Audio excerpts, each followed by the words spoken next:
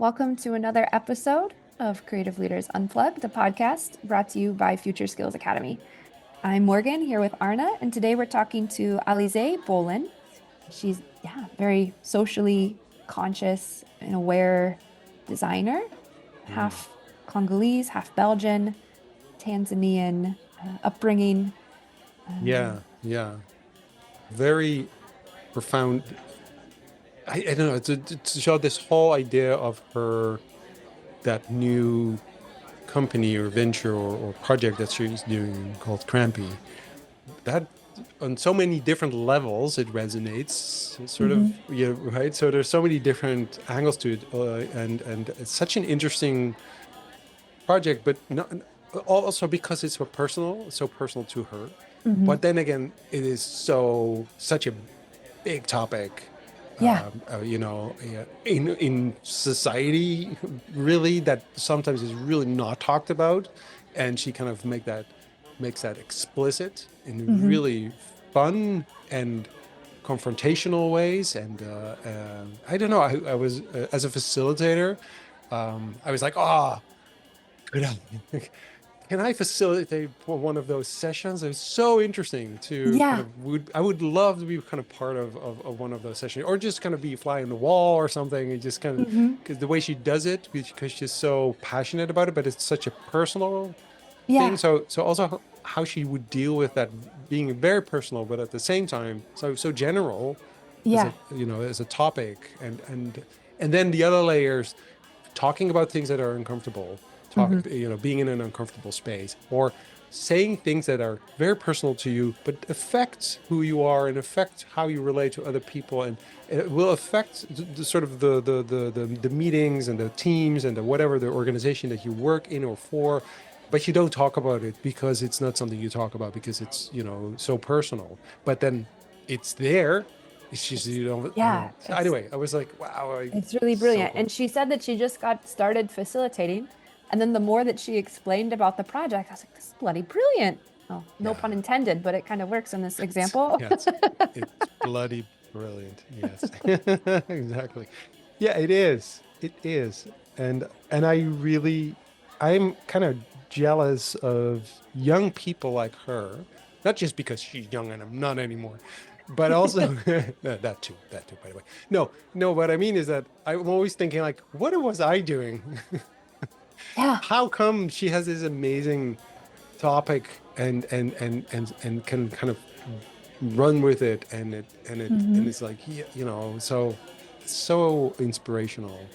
Yeah. Yeah. It's really inspiring. And she has a clear vision and just, this is something I want to do the rest of my life. And Yeah. that's I've never had that clear a vision on anything. I know. What is Exactly. that like? Exactly. That's what I mean. Like, where did that come from? I was like, I don't know what to do. I do a million things and I don't really know who I am. And she's like, this is it. And this is my topic. And this is important. And it's relevant. And it's so, yeah. Yeah. So I really enjoyed to listen to someone who also really does work and does the kind of, the thing that she does, it has a clear connection to who she is. So it's Yes. not disconnected. There's no disconnect between what she does and who she is and what she stands No, for or they where are she the came same. from. They are the They're the same. same. Yeah, that's Yeah. not always the case, right? That's very true. That's very true.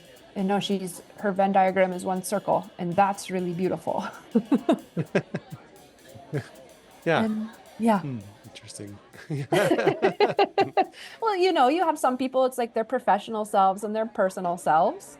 Yeah, exactly. But she shares about her life growing up and how she, yeah. So Yeah, it's all the same kind of energy and the same kind of questions and the same kind of experience and the same kind of search and the same kind of dealing with the same issues and same problems throughout her young life. Yeah, exactly. So a lot of people kind of, you stumble into things and you go like, I never thought I would do this. In her case, you go like, no, yeah, exactly. Yeah, It's a circle. exactly. Yeah. Yeah. Isn't that interesting? So Yeah, I it hope, makes me jealous. That makes me jealous. Yes. All right. yeah, and really excited to watch what she keeps doing. Yes. So Alize and I went to school together, but I had lived a life previously to school, and I think she's a bit. You. Believe Mm. it or not, yeah. No, I went to school when I was closer to 30 for my bachelor's, so I Mm. had lived a bit more life than some of my other classmates. But so she's, yeah, like I said, she's catching the wave of this, yeah, of Yeah, because make you her see mark. her as, yeah, so she's riding this wave, and the way you know her and seeing what she does, you see this is a talent. This is someone she's going to go far. Hmm. Yeah. Okay. Yeah, definitely, Your prediction definitely. here. She Okay. already is. I mean, she already is. But yeah, Okay. so Cool. Well, I'm curious to see. We'll come back to this in a few years, and follow up. Yes. yeah, that'd be really cool. No, but anyway, all kidding aside, I really thought, because again, we talked about how, not just in the medical world, the world of healthcare and medicine, how there's so little known about the female body. Hmm. It's like crazy. So but it's also in society in general, like how little we actually know, right? Or talk about or accept, and it's not just about the sort of female experiences, but and biology, but also just in general, like how so many things we don't talk about. And I don't sometimes.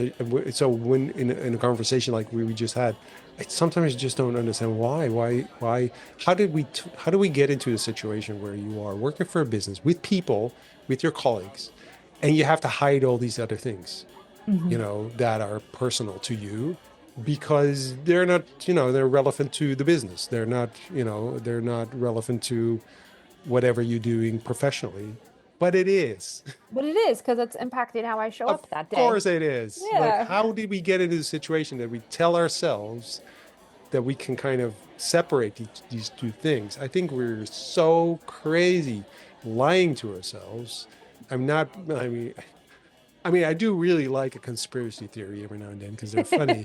Me too. Yeah, so they can be really awesome. Like, the world is flat. I love that. It's so awesome. But, so yeah, I like that. But in this case, the conspiracy theory I have is that it's something we do to ourselves, is saying we have, there's work and there's private life, which is Hmm. not true. No. It is not true. There is only life. You take it, there's no such thing as I leave my job, at the office. No, you don't. Actually, now you don't, because you're working from your kitchen. So, right. So it's not true. It's just never been true.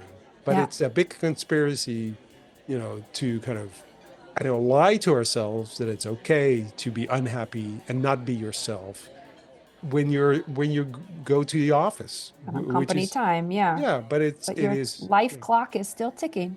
yeah, it's ticking, Yeah. and it's taking away, a bit of, the life quality. It's taking away a bit of happiness, Hmm. and all that, and we're okay with that because it's just a job. It's like, okay, anyway. So that was one Yeah. of the things I was like. There's so many things here that she's talking about that resonates so much. Yes. Yeah. Yeah. It's a very focused topic, menstruation, but it impacts so much. And I hope you guys capture that essence when you dive into the conversation with us. So. Yeah. Okay. Enjoy. So I'm half Belgian, half Congolese, but I grew up in Tanzania. And I think that kind of sets the tone for the complexity of the person that I am and the fact that I come from different cultures. I would also say that I am creative and I enjoy community a lot. I think that's what I would say. I don't know if that summarizes everything. I Yeah. think yeah, like you said, it shares some of the complexity. And so you said you're half Congolese, half Belgian, and Mhm. then you grew up in Tanzania. So were you born in Tanzania? No, I was just born in Belgium, and I think we did like a year. And then my family, well, my mom, my dad, and I moved to Tanzania, and I just kind of, yeah. grew up there. I don't really remember being in Belgium, of course, because I was like 1 or something. And I was there until I was 16. And then after that, I had a very short stint of 2 years in the UK. And then I moved to the Netherlands, which is where I have been ever since. Yeah. Nice. And so then what was it like for you? Because I think your dad's Belgian, right? Mhm. Your mother's Congolese. Mhm. And then you're growing up in Tanzania. What was that like for you? Did you feel like you had a different experience than people who maybe were, both their parents from Tanzania? Yeah, definitely. I mean, we didn't really grow up with family around per se. Like our closest family were either in Congo, which is, I mean, Tanzania shares a border, but Congo has been at war for 25 years, which is the reason I did not live there. Mm-hmm. And actually, my mom left kind of as a refugee in that sense. So that's why we couldn't really go back. Yeah. A very privileged refugee, I'll say that, but nonetheless. And then also on my dad's side, all of our families like in Europe spread out and so on. So I didn't really grow up with the notion that family was like your immediate like blood relatives, but more just like your neighbor is your family and your friends are your family. But I will say that like around Christmas and so it became quite evident that we didn't really have family there, but it was never like a sad thought. It was more just like, oh, I don't have cousins here. But then I also had like my friends and my friends' cousins, and then they were somehow like my family as well. And also, when I moved to Tanzania as a baby, I obviously spoke French predominantly because that's what both my parents spoke, that's what I spoke. And my mom recently told me that when I started school, I would just cry for weeks and weeks because I had no idea what anybody was talking about.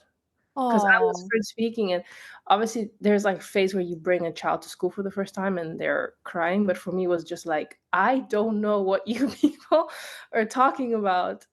And now it's so funny because 26 years later, I am predominantly English speaking. So that completely changed like 180 at some point in my life. And that's also been quite interesting now living on this side of the world and being around French speaking people and also realizing to what extent maybe I would have been a different person if I had, I don't know, spoken French growing up and things like that. Or at least in the school context. mm-hmm. Yeah. Yeah. Yeah, what would have been different, do you think? I think culturally, like now that I live here, when I do meet other French speaking friends, like I have quite a few friends who are from like other African countries or from France or Belgium and so on. There's a lot of cultural things that I don't understand, like even like verbally when they say jokes or they refer to something on TV. I'm just like, I have no idea who this, like, everybody has like local artists and people they see on TV, and I have no idea what they're talking about. I didn't even like my name Alizé, for example. There is a singer called Alize in French media. I never knew that until I moved here Oh. because I would never have like interacted with that at all. So it's like just some cues that I miss. And last weekend it was my uncle's wedding in Belgium, and I can go there and like be with my family, but in the larger context of conversations, I get very lost. Like it's a bit of a culture shock, even though it is technically my culture in that sense. Mm. Yeah. But what did it do you think? It might be a bit of a difficult question, but being in the culture that you were in and being a Mhm. bit lost there as well, at the start at least, not being Mhm. able to speak the language, not knowing what people are talking about. What do you think that did to you as Um, a person? Sort of, are there things that you now can reflect on and go like, oh, this is why I learned to do something, or I have a specific way of acting towards situations in a certain way. Do you know what kind of, have you um, reflected on that? Yeah, I think I would say I'm still relatively good with languages to Mhm. date. Mhm. Like I don't find it hard to pick up on languages because not only did I start learning English at that age going into school, but I was also in Tanzania and they speak Swahili, so I had like two languages like smashed into my head at the same time. And I actually recently witnessed it with my uncle's daughter because we speak to her in French, English, and Swahili. And I Yeah. saw how long it took for her to start speaking. She would understand everything, but it was really hard for her to get words out. And it's just because now she does speak, she speaks all of them. you know? And so when I thought about like how that might have impacted me as a kid, it's just like this ability to just absorb language. But then on the flip side of that, I think I'm really good at communicating non-verbally as well, because I think that's the only way that I survived then. So I pick up a lot on like people's, like, how do you say that, physical cues, like a change in Hmm. tone, a change in body language and things like that, which can be good and sometimes also very like nerve-wracking, you know, like somebody's just, if somebody breathes like I'll be like, oh my God, they're mad, you know? But it's that's not the case, but sometimes it is, you know, sometimes that Yeah. is a visual cue that somebody is upset or uncomfortable. And sometimes they're literally just breathing. And I feel like that's probably something I picked up then, because when I was in the room with all these kids not understanding, I had to just like watch them and just kind Yeah. of understand what they're saying through like them flailing their hands in the air, basically. Yeah. Yeah. Yeah. That is And so interesting. Yeah. it's very interesting. And you said also when you were explaining, who you are as a person, you said that you're also somebody who's very creative. Mhm. Have you always been creative? I think so, at least from what I'm gonna say. I think in the beginning it came from my mom has always had like an atelier, like you said, like she makes clothing. Hmm. And it was first watching her do that. I remember my grandma used to bring me these, like, what are they called? Oh my goodness. They were like these fashion books, and you can draw on top of these models as a kid. And I used to just like draw on top Ooh. of them. Yes. Yeah, exactly. And you could like get stickers and stuff. And obviously, I Yeah, didn't yeah, get yeah. stickers because I was in Tanzania. So I had to like draw on and paint on, and I would like stick leaves and stuff on them. And yeah, so I think that was like the first earliest memory I have of creativity. But then there's like this whole other side. I remember growing up, my father is an engineer and he's also a pilot now, and he's really into like building things a lot, like relentlessly, and sometimes over engineering things. And so there was an element of creativity that was very, not just like sketching or like imagining things, but like very tangible, which I've always had from a young age. And I remember he bought us this like Meccano set. I don't know if you know what they are, Hmm. like the adult version with like the electronics and the wiring Oh, and like so the cool. screwdrivers and so on. So we skipped on like the plastic baby version, and he just went straight into like the metal one. And we would like build like cars and stuff together. And because my dad's an engineer, he would make sure that the car would like actually drive. And I remember once for school, we had to make these like sand timers. You know, it was like a creative activity at school. And I was like, I came home, I was like, Dad, I'm gonna, get a, I don't know, a cup and put sand in it, and it's gonna flip over and it's gonna be 1 minute. And I was like, no, we're gonna build something with the mechanos. And we ended up building like this intricate contraption that would like attach to the side of the table. And then you would pour sand on top, and like this weight would drop. And I was like, what in the, I don't know, Egyptian mechanics are we building right now? And so there was like these very like more creative, fluid drawing, sketching. And then my dad was like, creativity is also like problem solving and building things. And that's just what I grew up around always. Really cool. Really, Yeah. really cool.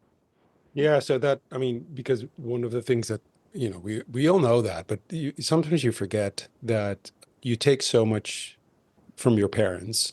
And it's not just because DNA, it's also just the kind of the surrounding, the context, what you see, Hmm. the possibilities that they show you. Hmm. So it's interesting how, a lot of people actually, when we ask about their childhood, and often they then discover like, oh yeah, because my parents did this, or they were these kind of people, and oh yeah, that actually affects the way I now do things, or the way I see things, or the way I relate to other people, et cetera, et cetera. So I think the childhood, and I'm not sure if we already started recording, but we talked about sort of kids being at school, learning how to kind of behave in a certain way or to think in a certain way, and that really affects you in later in life when you learn how to, mainly think very linear and try to kind of please your teacher. What do they want? What is the answer they want?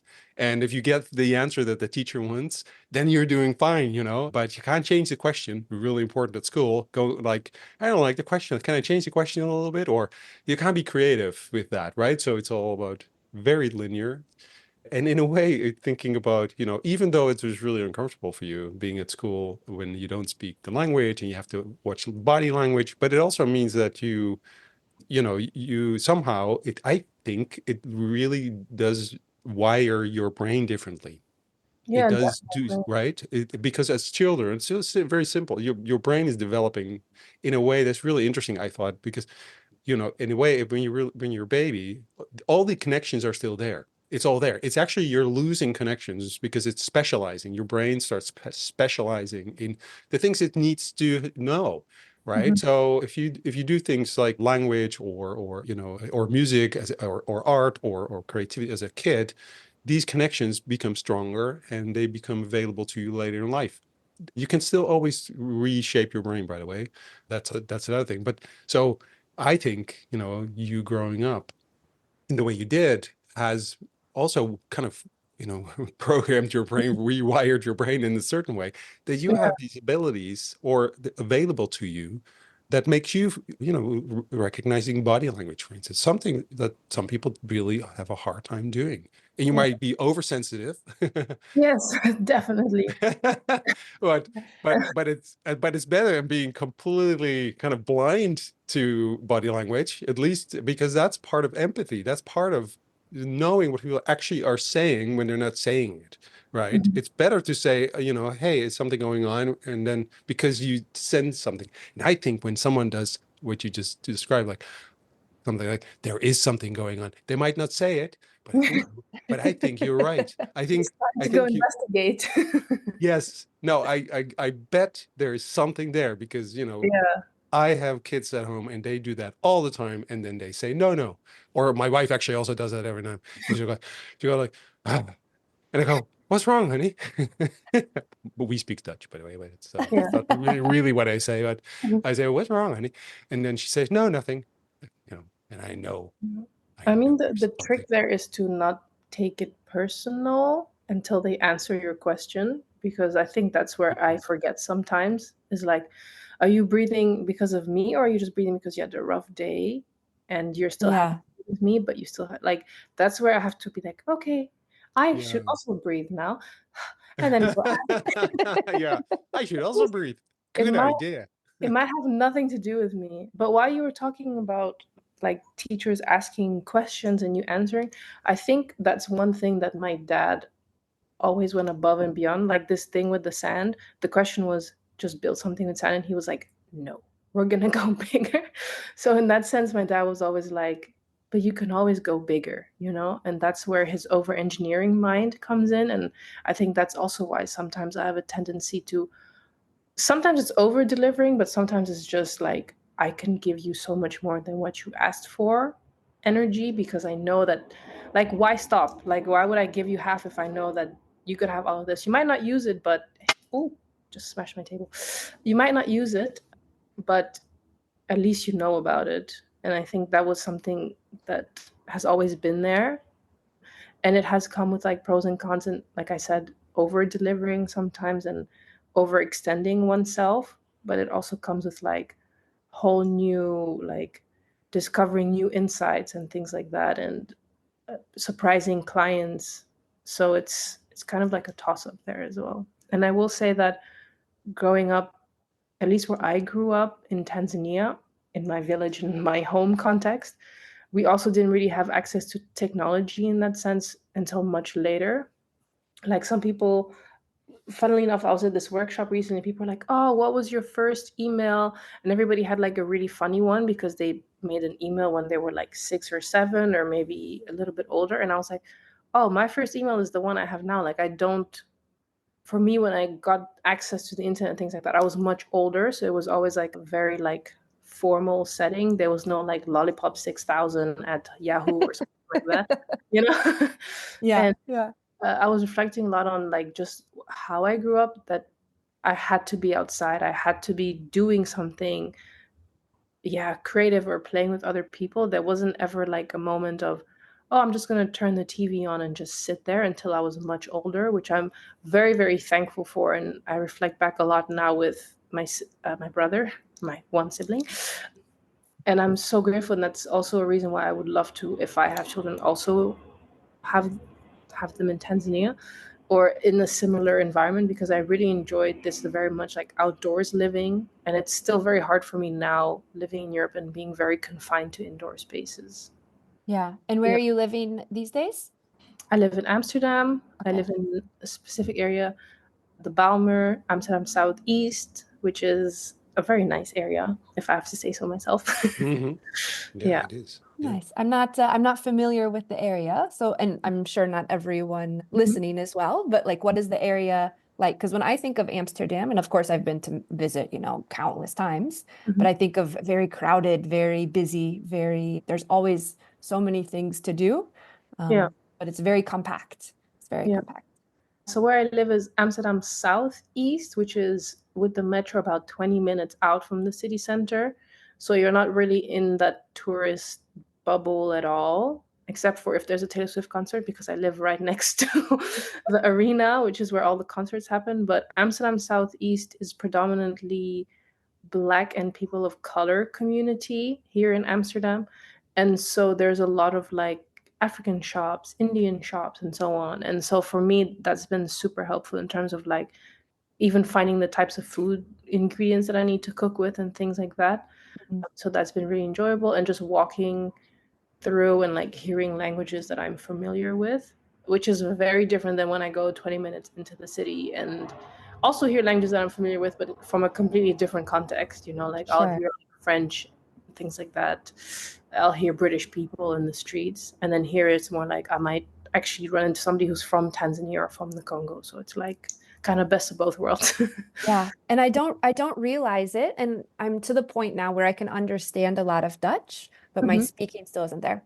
But so if I walk by somebody like on a terrace, I might kind of roughly understand what they're talking about. And I'm Mhm. like, okay, she's talking about work, a work situation. But when I go back to United States and everybody's speaking English, like I just feel my body relax because Mhm. I don't have to spend that energy, deciphering what's happening. Yeah, it's definitely a shift. Also, in the companies I've worked in, if you go from like a predominantly Dutch speaking environment to English, there's definitely like you're not constantly translating, and also I'm more present because I have the same. I understand Dutch. I think now if you talk to me, like I can keep up with you. I can also kind of talk back as well, but it involves a lot of like I have to really focus on you, whereas if it's English I'll just absorb the information, kind of just like crossfire. So it's like almost it's a little bit tedious in that sense of like, okay, I now have to really put my attention on you, focus, align all my brain cells, live translate everything you're saying, and then like respond. Whereas if it's just in English or even in French, it just goes like straight through. So Yeah. one thing, wondering, where did English come from all of a sudden? Because you said, you mostly live now in a sort of English speaking bubble, but I don't hear, yeah, I mean, you lived in the UK for a very short time, but in Mhm. the Netherlands, as far as I can tell, most people still speak Dutch. Although, to be honest, in Amsterdam, if I go into any shop or any restaurant, they speak English to me. So, Mhm. so is The that is most Dutch looking Dutchman, one of the most Dutch looking Dutchmen I've ever met, and they still speak English. Yes. they do. Yeah. How can I help you? Like, yeah. So no, but where did that come from? Yeah, good question. What do you mean, like the Well, hearing? Like, your English. did you Yeah. grow up speaking English also? For me personally, Yeah. oh, it was through school. I went to school. I went to British International School, so I had to learn English. Hmm. And also, when I moved to the UK, I also speak English. So I started speaking French, but now I mostly speak English. Like even with my sibling, it's just with my parents that I now speak French. That's it. Okay. Yeah. And most of the work you're doing then is also in English, I assume. Yes, and the company I work for now is German, so I'm also venturing out into German. Okay, okay. Yeah. So wow, that's interesting. So it means somehow you're always kind of sort of in a situation where you have to go, what's this language? Yeah. Ah, Yeah. interesting. That is Yeah. interesting because yeah, I don't know. I have to process that information for a bit because no, because it's so interesting that somehow the way you grow up, it's still kind of with you in a very practical sense. That you're now like, oh, now I have to kind of, understand German, which is again a very different language, very complicated too, by the way, Yes, right? I'm not. I don't think I'm going to catch on to this one like I did to Dutch. I don't think so. It's very complex, but I also think I put myself in situations where I'm not, because I'm not uncomfortable not speaking the language, then I'm okay to put myself in that situation. Like Hmm. it's never a barrier for me, even if I sit in the Berlin office and they're all speaking German, just like, oh yeah, Yeah. like it doesn't really. It's just like another day, Yeah, it's Yeah. just another day of me watching people and knowing Yes, exactly what they're actually saying without knowing what they're With their saying. body language. Yeah, exactly. he's sighing. He goes, you go like, oh, he is annoyed, and he's like, and they're very energetic. Let's go. Yeah. So no, but it is such an interesting because we do, sometimes we do work on empathy, right? And we have these activities where we put people in a situation where they feel how it is, for instance, to have Parkinson or to be, very old and having to kind of fiddle around with coins or with technology and so we put people in like suits so they feel really heavy and they have to do stuff like that. So putting people in a situation where they are uncomfortable to just to feel how that is, and in a way you put yourself out there as well, like you're gonna, in a way you're like the living example of someone who puts herself into situations where you are uncomfortable in a way, but being really comfortable with that and being sort of no being being sort of, so I do love to kind of put people in situations where they don't understand the language, just by just kind of it helps them sort of observe. And because we do a lot of ethnographic research, for instance, where we just would sit and observe people, and if you don't speak the language, so I actually find it really relaxing when I don't speak the language, because I don't. So it's just little sounds, and I don't mind. And it's like it's really relaxing. I remember being in Finland and being at a conference, and I had to speak at the conference, but then all the other people were speaking Finnish, and Mhm. Finnish is very difficult language. I have no comprehension. There's nothing connecting to the languages I do know, and I know some Scandinavian, some Norwegian, for instance, but no, I was like, what is this? But it's really soothing in a way. It was really comfortable. Like, I don't understand a word. I don't have to try because I'll never catch on. Because not even like a lot of languages would have little English words in it, Mhm. kind of, and that wasn't even there. So I was just looking at people and looking at how they behaved and how they moved. And that was interesting because all of a sudden you start observing things, and this is not a good thing to say, I guess, but when you're deaf, you know, Mhm. you know, in a way, if as an exercise, you kind of put people, in a situation where they can't hear and they just have to be in a meeting. I'm sorry, I'm going like, this is so cool. I'm going to do that as an exercise. I'm going to put people in a business meeting and just make sure they Noise, can't hear what they're saying and they just noise have to observe. canceling. Noise Mhm. canceling.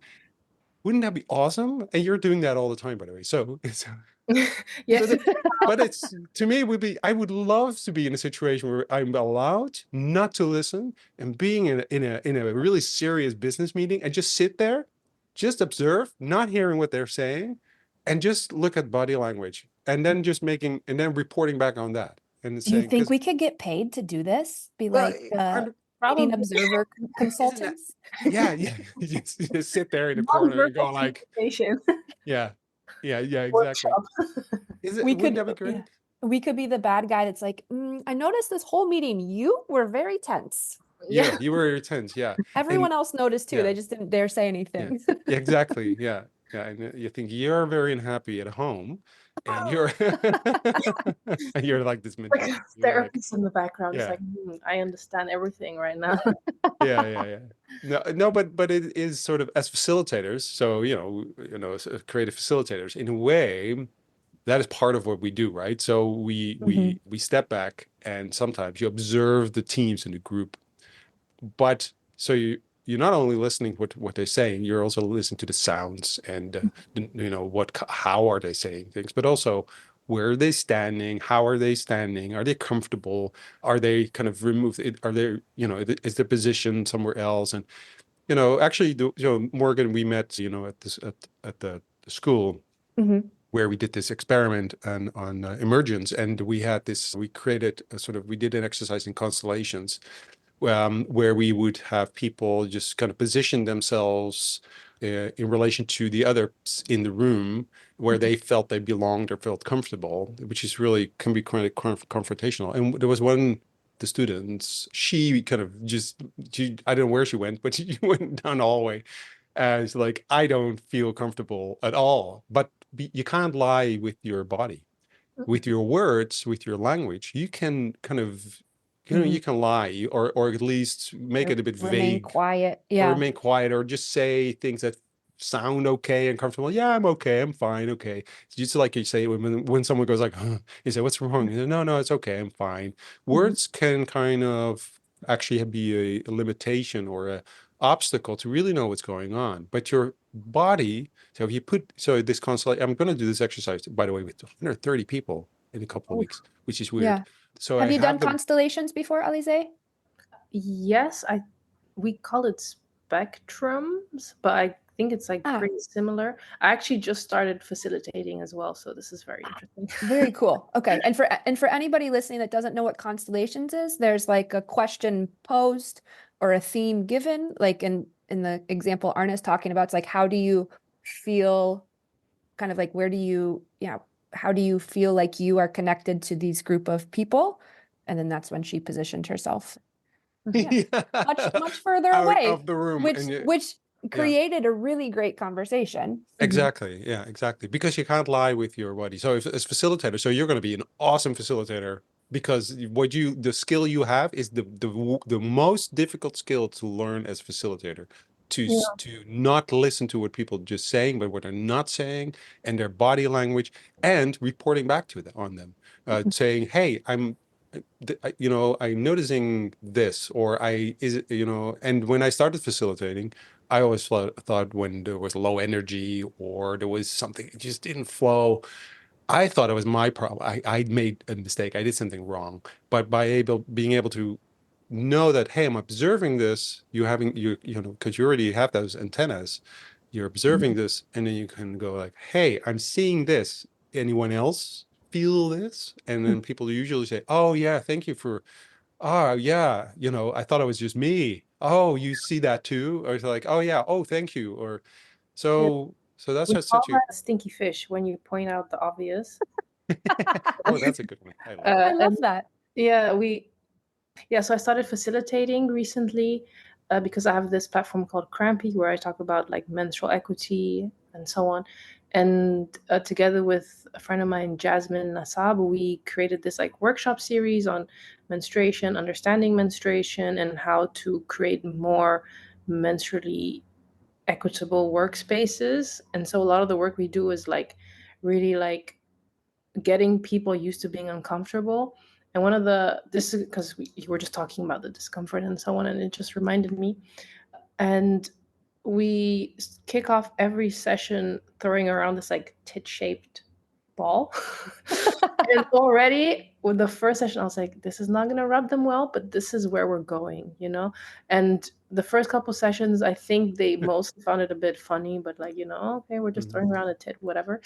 And it was just like in the intro, like, what's your name? Throw the tit around, whatever. And then by the third session, one of the participants came and he's like, you guys are talking about really important things, like menstrual equity. And by now he's like really gotten into it. We've gone through empathy exercise. And he's like, you're talking about like really important things, but then you walk in and you're throwing this tit around, like you're kind of contradicting yourself. And I was like outwardly, yes, but if you're not even comfortable throwing a tit around, how is somebody supposed to be comfortable enough in this room to talk about their menstruation, something that we never ever talk about? So actually what I'm doing to you is normalizing discomfort as soon as I walk into the room. And for him, that was such a like a, oh, I see. Because I was like, yeah, now that we've had 3 sessions, you've had 3 sessions to come and ask me about this. You could have asked me this on the first session. So it's like super interesting to get people to like really like feel that discomfort, and then also like And he was one of the people in the first session was like slumped over, like kind of sneaking on his phone. And by the third session was like completely like body language shift. And I would say as a facilitator, that is like the most exciting thing. And it was just by really like addressing him, pointing our attention towards him, and like really giving him a moment to like voice what he wants to say. And what has been really important for us in our workshops is if there's something that you're afraid to say it, that's what you should say to us so that we can answer it. Don't leave this room and go discuss it. I want you to, for example, I was so excited when he asked. I was like, finally, somebody's addressing the fact that we're throwing titties in this room. You know, I've been waiting. Yeah. 3 sessions now. And so That's these are very the kind of questions that I find, open the most doors. And I feel like her walking out of the room was also this moment of like, finally, somebody brave enough to like Yeah. actually leave the room and have a conversation starter. Yeah. Yeah. And I'm reading this book as well called Theory U by Mhm. author Otto Charmer.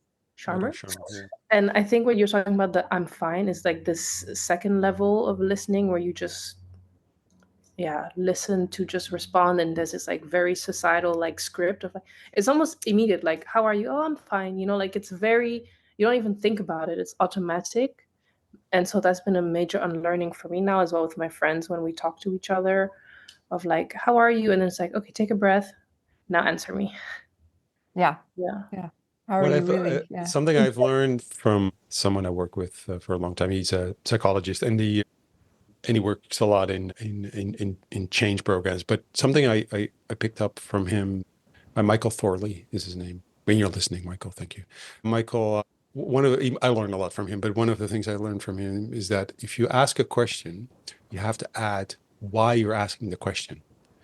So if you're saying, so for instance, someone can ask, Arna, why do you have a beard? And I will start kind of assuming things about why that question is asked, but I don't know why the question is asked. So if you say, I know why you have a beard, I see many people, men your age, having a beard. So I'm thinking, is that a trend? Or no, so I'm curious, why do you have a beard? Instead of me going like, she doesn't like my beard or something, or right, you have, because I try to kind of, my brain is trying to try to solve problems all the time. It's trying to kind of predict what's going to happen next. So it's a prediction machine. It's go like, this is happening. How do I survive this situation? What's supposed to happen? What is going to happen next? What's the intention? So it goes like, it makes all these assumptions. So you have to, Processing. Yeah. so if you fill in the assumption saying, this is why I'm asking you the question, you get a better conversation. It's such a difficult and easy thing at the same time. So, but if you have conversation with your, so people listening, if anytime today, if you Try have a this. conversation, yes, we'll try it. Any question you ask, just add to it. Why are you asking the question? By the way, it will take a little longer for you to ask the question too, because you have to go like, why am I asking this question? Which is sometimes also a very good thing to kind of have a little moment to think, what exactly is it I'm trying to find out, or what am I asking? So your questions will probably be better too. But anyway, that's sort of kind of what you're kind of alluding to, right? So it's this. I think that's beautiful. Also taking a moment for yourself to think about why you're asking the question. Because I think sometimes we ask questions because we feel like we have to. Do I even want to know how you are? Like, obviously that sounds really bad. Well, hey, But listen, have you ever been to the States? People will ask you all the time, like, how are you? When the first time I was in the US, I was like early 20s or something. I went to the US for the first time. And I remember people asking like, hey, how are you? How are you? Or the way. And I would then go into like, oh, well, no, the answer to how are you is how are you? Which that never, that was so weird to me. Hey, how Makes are you? sense. Hey, See, how are makes sense. you? It's just a hello, right? yeah. But That then when was you go to Canada, people will actually want to know how are you. So that was also confusing because I went from the US and then I traveled to UK to Canada, and people ask how are you? They want to know. yeah. Like, oh, so That was one of my first cultural shocks moving to the Netherlands, because you just, oh, hey, how are you? And you keep walking. You don't stop to you go like, how are you? You keep walking. But then my one teacher, you remember Hannah, And she, oh, I had a wonderful summer holiday. Thank you for asking. I had such a good trip. Okay. And I just thought it was her. And then I realized other people would do the same thing as oh, it's me. Like, I don't really want to know. Like, I don't really want to know how you are. No, Yeah. but that pause. So coming back to the time, to take the time. One of the things that if I run a training on things like design thinking or creativity or what have you, or even in all the coaching programs, one of the things that I always teach is, we call that the 5 seconds of silence. Because it's also when you do interviews, when you do research, when any conversation actually really is helped by asking a question and just count to 5 in your head before you start filling in the space. People are often uncomfortable. So it does two things. One is, if you want people to answer a question or you want them to talk, it becomes uncomfortable to them, so they start talking. So as a interviewer, journalists do this, because you're like, oh, it's the silence, because we're afraid of the silence. But in meetings in business, we fill in those gaps all the time, and then nobody can kind of raise their hand and say, well, wait a minute, maybe I don't agree, or because you don't have time to think, and you feel that you're interrupting all the time. And it's also a cultural thing, obviously. I mean, right, in the Netherlands. So I talk too much, clearly, and I need Morgan to kind of say, Arne, what about, stop or something or whatever, so I usually have, like, when I do facilitation, I have someone with me who can like, my Help good steer the colleague ship a bit. yeah, Yes. Yun will kind of, she even has a sign saying, Arne, move on, you know right. But so, for instance, so when I work with people from Asia, from China, for instance, I need to kind of keep, because they will not interrupt me.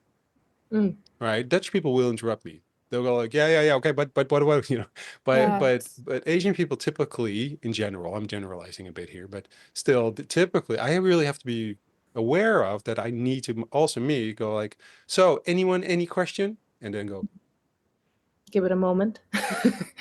give it a Yeah. very long moment. So then people go like, well, actually, but they are not used to that, because in business, people don't do it. You have 30-minute calls back to back, and there's no silence. There's no one kind of letting that silence. You don't create space. And so what you're talking about as a facilitator, you created a space, right, where people can have these conversations, and you're allowing people to be uncomfortable, and and they have to get used to that, right? And then when it's like, oh, I can challenge this. That's, Yeah. because we try to kind of, again, it's our brain, it's in our way. Our brains try to predict how should we behave to be, to survive this situation. And if you don't give them enough kind of cues or clues to say, this is how I want you to behave. Because again, we go back to the school and kids, right? This is what I want from you. If you say, here's a tit, Throw it. that's your brain. My brain would go like, what do I supposed to, what's my behavior here? Do I smile? Is it funny? Is it weird? Do I comment? Do I say anything? Yeah. It's an intervention. And in Yeah. Right? this You're case, I like, would say leading by example is always the best. So if I find it funny, I will laugh, even if it makes everybody like. At least that's what I've been doing, and I'm getting more and more comfortable with being silly in these like more corporate contexts, because I can tell that for at some point in this workshop series, we also involve leadership, and that also changes the energy in the room. And suddenly people are a bit, when I'm like, okay, then in this session, we're going to do an energizer where we all dance together. And then and I have to be the one who's really like, if we're going to dance, we're going to really dance. And I feel like there, when you allow yourself to also be uncomfortable, it also bridges that gap as well. At least that's what's worked for me, because I I'm feel like if so uncomfortable you dancing. exactly, Perfect. so all the more reason for you to do it. I'm Yeah. so uncomfortable. I'm so horribly uncomfortable dancing, because I'm really tall. I'm almost 2 meters tall. And Mhm. and everything in me says, you're too tall to dance. This is weird. You're looking weird. People are looking at you and they think, this guy's weird. How do other people move? I can't move Your like that. shoulders in a different time zone Where do from I your do? knees. Yeah. No, no. Where do my hands go? I Just don't close know. your eyes. Is this normal? Am I looking okay? Am I like, Yeah. can I Yeah. get away with this? That's what in my head. when I'm dancing. So, hey. I think, yeah, dancing's a great equalizer. Yeah, maybe And we should all get up and dance. No, but we always say if you're too shy, just close your eyes. At least then you can dance in your own little bubble, yes. and that helps a little bit. But I think by the third session, we had the same energizer, and then by then people were like, it's again just like repeating these like discomfort exercises as well as like super fun in the same way that I guess I throw myself through the uncomfortable situations is what I also try to do in my facilitation. But actually, on the flip side of that, a little bit off topic, maybe. No such thing. But I have endometriosis, which is a menstrual disease, autoimmune disease condition. It's all up in the air because there isn't much research about it. But I live a lot of my life in like physical pain because of it, not just around my cycle, but also throughout the month. And so even though I'm really good at like dealing with discomfort in that sense, it has come, especially in my health wise, I've become so good at being uncomfortable and sitting in pain that it has like led to some negative effects where I'm like so much in pain that I haven't gone to seek medical attention and things like that. So again, it's like one of those skills where it's like amazing. I can sit here in front of you and you don't know that I'm going through 50 million cramps right now, which I'm not, by the way. And now I'm kind of unlearning as well, vocalizing discomfort instead of just sitting with it. Because there is a skill to sitting in the discomfort of like throwing that tit or like dancing in a room of like corporate CEOs in jackets or something. But there's also that added like skill of not only sitting in the discomfort and being comfortable with it, but actually voicing it has been really hard for me anyways, because I think I'm so used to it. I'm just like, yeah, it's whatever.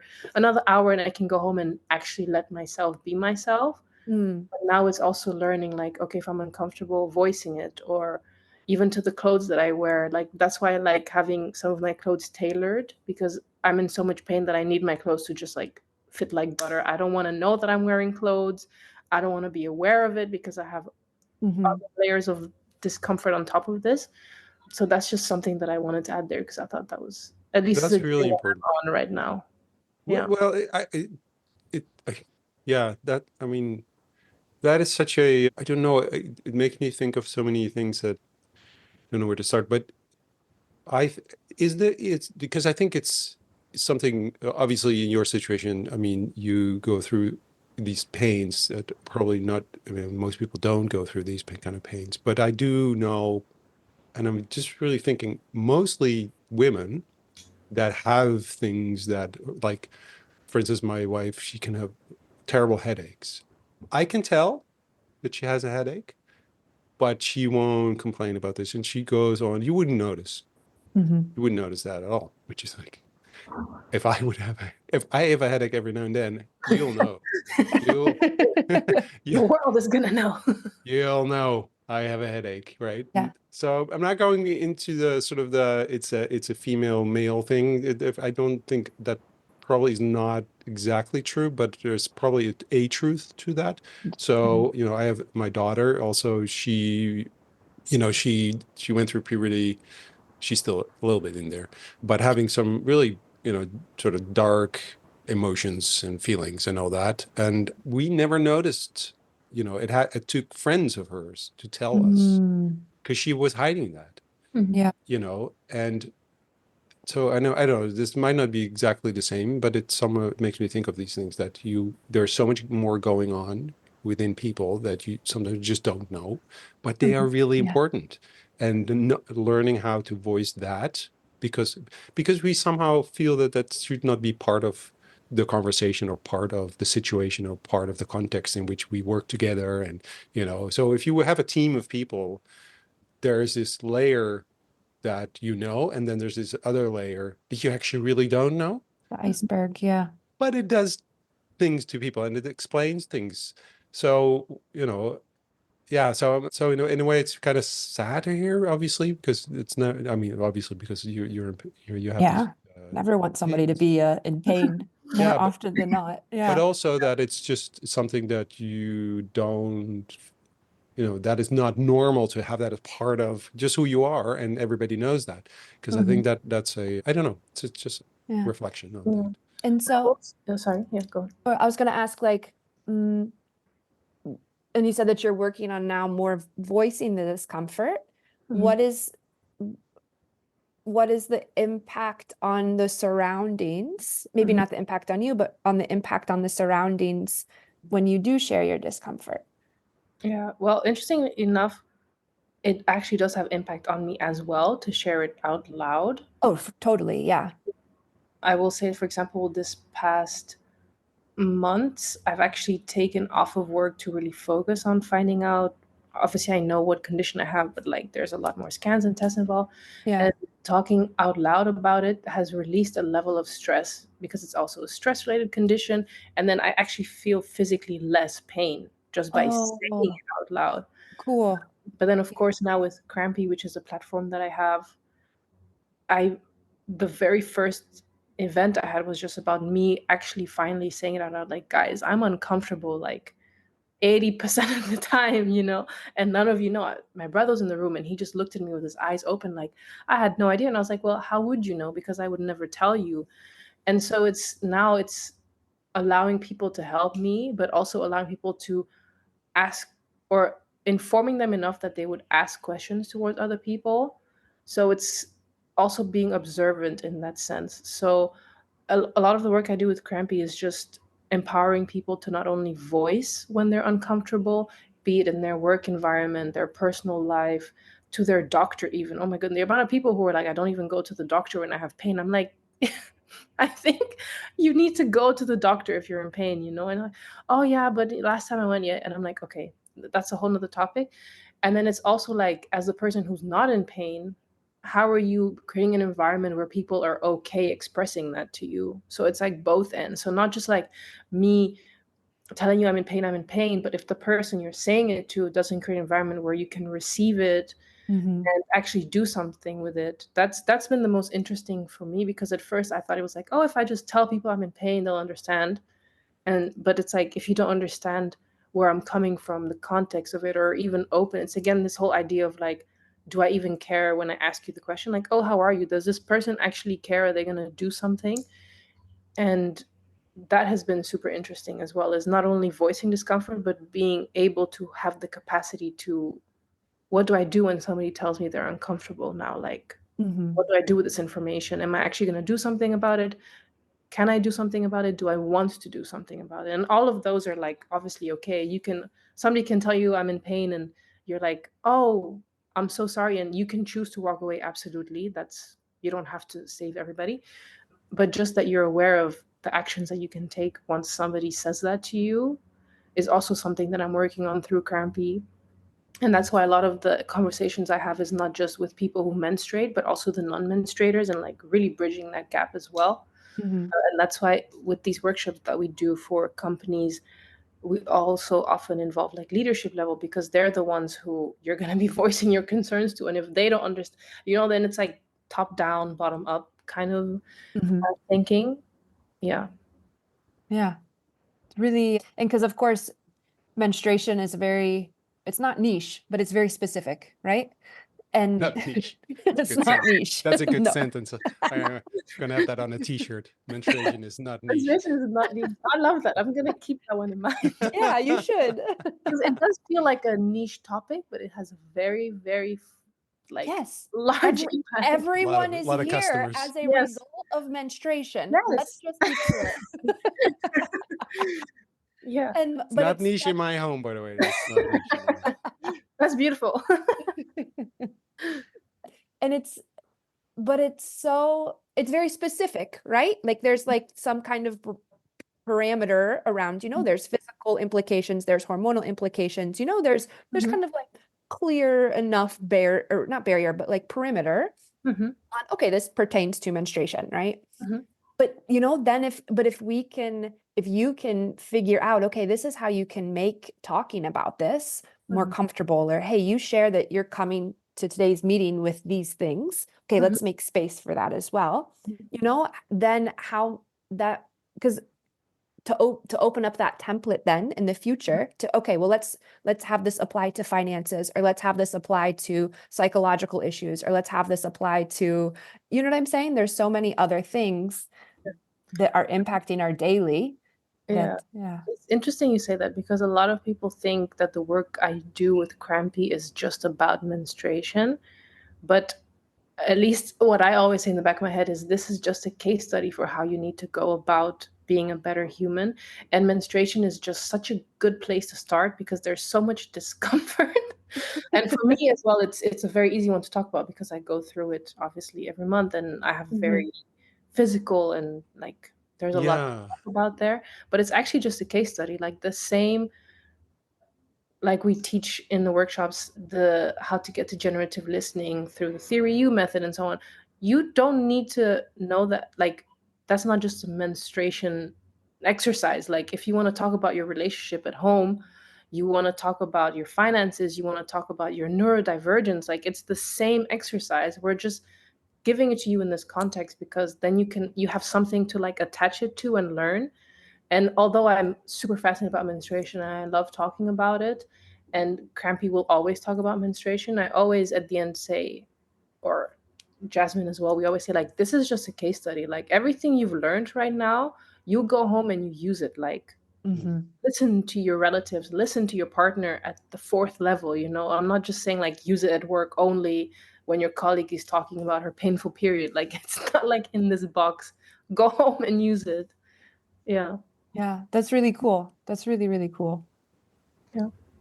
I'm yeah, I'm just kind of thinking about like because I have women at home, and so like, how do we talk about that? Actually, yeah, we do. It's also somehow there's also so I've done some work for a program that was run by a professor at a hospital here in the Netherlands, and she's the professor of sex and gender medicine.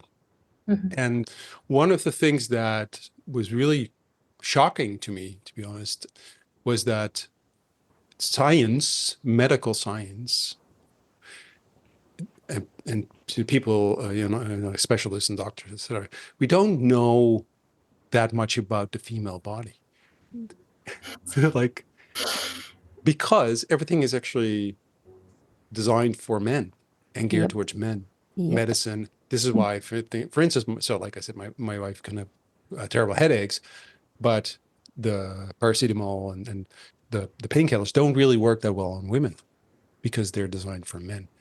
Everything really is. And also the way doctors are taught to diagnose patients is towards the male physique, the male body. So like heart, for instance, if a man gets a heart attack, there are certain things that happen, certain pain, certain things that you can, and then say, oh, I think you might have Yeah. a These are heart the attack. signs of a heart attack. Yeah. But the female body responds differently. So, but the same with things like Parkinson, things, all kinds of symptoms are different with women than with men.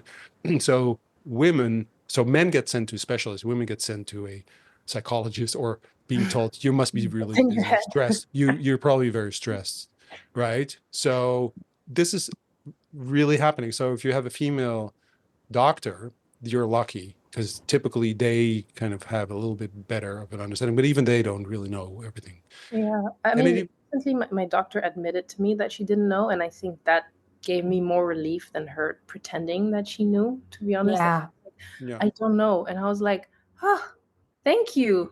You know, Yeah. just for being honest and being like, you don't know. Like, I'd rather use that than make up a story and like prescribe me something that I don't need because that has Exactly. happened a lot.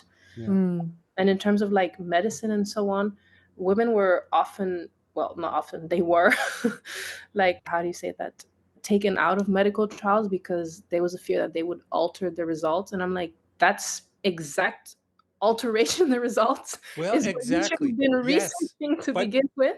it happens with mice. It starts even with mice. When they do Yeah. tests Yeah. on mice, they do it with the male, like, not because of this reason. That's Yeah. I'm like, Uh, insane. that but you go exact like, variance is exactly where you need to go and put a microscope and be like, what is happening here? And I'll be like, this is messing with our data. It's like, if as a scientist, for me, like when we did design and stuff, we yeah, we learn how to do research, and I'm like, as a scientist, how do you see a variance in data and decide to remove the variable rather than investigate further? For me, it's honestly you're not really being a scientist, then it's kind of, it doesn't make sense to me. Like Yeah. if something is changing, I want to understand why, not, oh, this is going to hurt our data. You know what I mean? Like, I don't know, it makes me very angry. I don't want to talk about it. But the good Well, it should make you. It should Lots of, yeah, yeah, make it all should of us make us angry. angry. Yeah, Yeah. it should make all of us. I mean, it is. Widespread systemic failure. Yeah. yeah, and that's why we're in this public health crisis right now. Mm, But the good news is there's a lot of companies out there that are doing research. I mean, even in the time that I've been diagnosed with endometriosis, which is 4 years, we've Mhm. gone from you need to have an internal exam and laparoscopy and things like that to be diagnosed, to now there's like pre-trials of just a blood test, like in the 4 years. And Oh, that's wow. how much money has been put into like funding for women. And there's Mhm. also companies now that finally are testing menstrual blood, and they find stem cells in menstrual blood, so we won't even have to do these like extensive stem cell through the bone marrow extractions. You might just be able to bleed into a cup and give people stem cells. Like it's incredible the things that we're missing. mm. And it's been just a gross neglect from the science world and the medicinal world. And I think now we're finally catching up really fast, which is very exciting. But it's interesting as well when you talk about like from a design perspective. And I obviously come from design, and when I think about like, I drive cars often, and the fact that the seatbelt is probably not as safe for me as it is for my brother who sat right next to me. And for Mm. pregnant women and things like it's all over. And I really went through a phase where I was quite angry at the world, because as somebody who designs things, it never occurred to me to not test on everyone. So it's a really interesting situation to be in, and finally actually notice, like, sometimes I'll sit at the chair in a bar and I'll be like, this chair is so uncomfortable. And there's like my guy friend next to me, and he's like, what are you talking about? I'm like, oh, I guess this nobody, maybe they didn't test this chair on women or something. We don't test chairs, furniture on women. I mean, they're They don't need to we sit design. down. Yeah, You know? why would you sit down? Why Give me a would you beer. test? And it's even in the clothes you wear. And these are some of the topics that I also want to touch on in my work as a designer. It's like clothes that we wear. Why am I sitting in jeans that are too tight for me and are maybe causing me to have like some even internal damage somehow? Like, I think they found that like wearing skinny jeans over a long period of time can actually like be super bad for you because of like how tight it is. But nobody talks about that, because maybe a man designed the jeans for the male body at some point and women just started wearing them. But there was never like a, let's investigate what this does, until it started causing like adverse effects. And that's always the thing with like design, at least up until now, is we only ever investigate when something goes wrong, and Mhm. there isn't so much testing done in the preliminary phases Yeah. and Yeah. prototyping of things. And that's something that I'm very aware of now as well in the work that I do, is doing a lot more testing upfront rather than waiting for failure later. And I wish a lot more companies did that. Yeah. And Yeah. have you always, because, and as you're talking about your design practice or, yeah, mindset, a lot of awareness toward the impact on others Mhm. and not just, others that are the same, but also Mhm. others that are different in Mhm. whatever way. And so has that always been a part of kind of like either your outlook growing up, or was it something that you picked up over the years, or how has that kind of emerged? I don't know. I would say that I've always been quite aware of others than myself, be that a trauma response or not. I'm not sure, probably. Like I said, I'm very self aware of, well, not self aware, I'm very outwardly aware of other humans. And I guess first it was just through observation, but now it's very much like in everything. Like all of the things that I hold, like me and my friends, we've had extensive conversations about like even the way we, like I said, this, we sit in chairs and so on. And the more that I have these kind of conversations, the more I want to investigate. But I will say that I've always been quite aware of how other people are feeling or experiencing things. And maybe at first it wasn't related to design, it might have just been just In being general, aware yeah. of people in general. And now, because I do this work, it's very much focused on that. And even when I create the events that I do with Crampy or design things at work, it's always been about designing things and not just ideating them or imagining them. So I'm very, how do you say that, particular and very, like, I just apply design thinking to every element in my life. So be that, like, I literally hosted a panel and I was like, how do we see people in such a way that the room feels open? Like, it's always, it's just in the way that I think about things now. I don't know when that came about, but I will say that I'm always aware of it at all times. Yeah. Yeah. Cool. Cool. And so are there, and of course your things, how long has Crampy's been? Oh, It's gonna be a year in September, I think. okay. Yeah, that's awesome. That's awesome. Yeah. So there's Crampy that you're working on. Are there any other cool projects or Mhm. things that you're working on or want to work on that you get really excited about? I think right now my biggest life project, I think, which is gonna take me probably to the end of this lifetime, is Crampy. I don't know what that's gonna look like in the coming years. Obviously now I'm really focused on starting with menstruation and just opening conversation.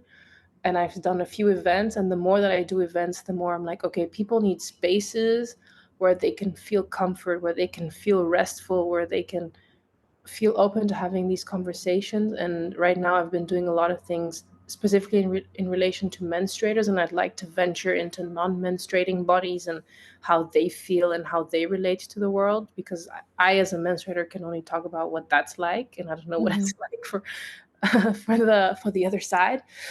And so I think it's interesting now that I'm in the space of like starting with the conversation on menstruation and how I can, take that more into like designing objects and events and experiences. And yeah, that's what I'm most excited about, to be honest.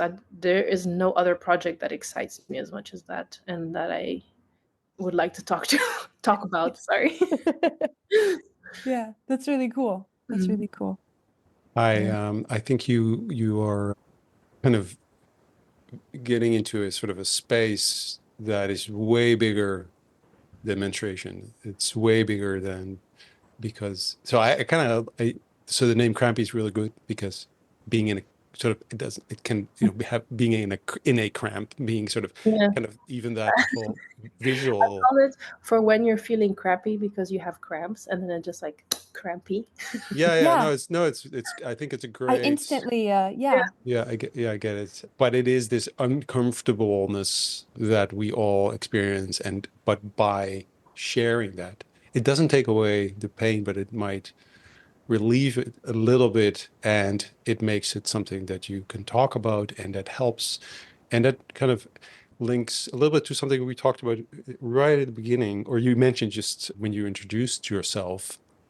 It was community that was something that you felt very strong about sort of being. So I was wondering, is there in this whole kind of design and this the whole thing that you're doing with Crampy, but also the way you kind of move throughout the world and with your friends, and how is community part of this? Yeah. Community is at the center of it. I grew up in a culture where community is everything. Like, community is your currency. In that sense, it's also about who you know, where you know them, and things like that, for better or for worse sometimes. I And that's also why I live in this community that I live in now, because I feel very connected to it. And the whole idea of Crampy is just creating a space where people feel comfort, and that comes from having the right people around you, which is in essence just a community, people that you feel comfort around, that you feel some kind of connection to. And that's where these conversations stem from. And I think community for me is that I don't ever want to do something alone, in that sense, at least in my design work. Obviously, I can make this beautiful vase just at a ceramics class and enjoy it, but I feel that a lot of the beauty in that is having sat in that ceramics class with people around me and so on, and just like looking at what they're doing and being like, oh, they're kind of using that tool, and now I'm going to use it this way too. And that Mm. might just be like the observer in me, but I find that being surrounded by people just amplifies the overall experience of something. And not to say that I never do anything alone, because I'm also an introvert. So I do spend quite some time just in my bed contemplating life. But when I do work and when I do creative work, it's always in a group. Like the workshops that I do are with Jasmine, and a lot of the Crampy events I've done are in collaboration with friends. So it's always a collaborative effort, because I find that then somebody can always check you on your bullshit. Sorry for the use of the word, but it's just, you always need somebody who can just be like, oh, but have you thought about it this way? And I really like those moments and ideating together. Yeah. Yeah. Cool. That's really cool. And don't worry about the word bullshit. You've been throwing around tits. So I don't know why bullshit is a problem all of a sudden. It's very funny. Yeah. It's so interesting. The professor I was talking about, I'll send her, her LinkedIn to you. It's Sabine. Yeah, And yeah, so I think she'd be really interesting to talk to. She has also been part on the podcast, by the way, but I've done some work with her. She's so inspirational. And she works a lot with young people and startups in that kind of space. So she might be really, just as a person to get to know. I think definitely. Yeah, she would love to hear your story as well. And so, what would you like to happen to Crampy? What would you kind of, what would be what's your dream? Wildest dreams. Yeah. My wildest dream would be to make Crampy into some kind of studio where we just experiment with things. Because I think obviously now the beginnings of it's also my personal journey, right? And I think I forget that sometimes, that it's me even coming to terms with what menstruation, obviously I know what it is, but I feel like a lot of people don't really understand the entire concept of what menstruation is and to what extent it impacts our day-to-day lives. And so it's kind of this journey of me going from understanding my body and how it works and going on this very personal journey and like inviting people into it so they can go on their like parallel journeys, and then together in the future hopefully we can go from not just understanding what it is that we're going through, but to like actively building scenarios and objects and events and things like that that are just beneficial to everyone. So going from introspective, like I think that's the stage that Crampy's at now, is like turning inwards and figuring out what it means for you as a menstruator, as a non-menstruator. And then like once understanding that, like turning it outwards and being like, okay, how do we go into this world and redesign everything basically? And so I think that's where I want it to be, like to just become a studio where we experiment with everything we thought we knew and how do we reinvent that, coming from this knowledge bubble basically. And I cannot say more than that because I don't know, but that's where I'm going. Cool. Yeah. Beautiful. That's really cool. It's really cool. Thank you. We've been talking for a long time. I could talk more. So I would love to kind of, follow up when you, while you're developing Crampy, and I'd love to hear more about I think, your journey. And it's exciting because, and I mean, we asked who you are as a person. We didn't really touch into your professional accomplishments, but even in quite a short time, there's been quite a few incredible professional accomplishments. And so I think it's also very exciting to have you on because you are, you're just now hitting this wave, there's this energy coming with you, where a lot of our other guests, have ridden this wave for a while now. So it's a different perspective on the same energy, which is really cool. So no, thank you so much for having me. It's also so nice to sit back and reflect on some things. And I never reflect too often on my childhood. So that was very nice at the beginning and just kind of connecting the dots. So thank you so much for that. Yeah, thank you. Thanks for sharing and thanks for joining.